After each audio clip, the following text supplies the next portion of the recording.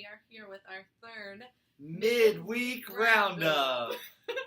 This week we're going to be answering a very popular question that we get from all of our buyers, and that is, what are closing costs and who pays for them? So keep on watching. So, what are closing costs? It's a great question, Hillary. Thanks for asking. Typically, home buyers will pay anywhere from 2 to 5% in the purchase price of their home in these closing fees or closing costs.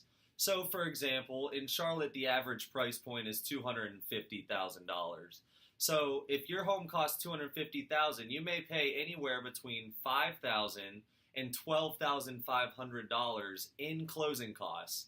However, in a recent survey, the average number in Charlotte for these closing costs came out to about $6,200 on a $250,000 price point. Yes. And these costs are paid at settlement, include all costs associated with finalizing a transaction, and they mainly include your lender and attorney fees, but sometimes there will be other costs thrown in there, like a home inspection, survey, home warranty, etc., but that is not always the case. So, who pays for them?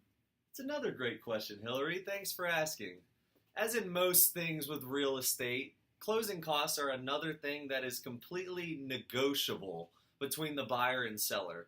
There is no specific North Carolina or South Carolina law or statute that says exactly whether the buyer or seller must pay these closing costs for the other. So really it comes down to the individual case of each contract and the individual transaction and what the buyer and seller are willing to work out amongst themselves in order to get the contract to close in a way that they both agree on. Does that make sense? That makes sense. Cool. Well, guys, thanks for Thank watching. you. And we hope this information was helpful to you, and we will see you next Wednesday For the next Midweek Roundup.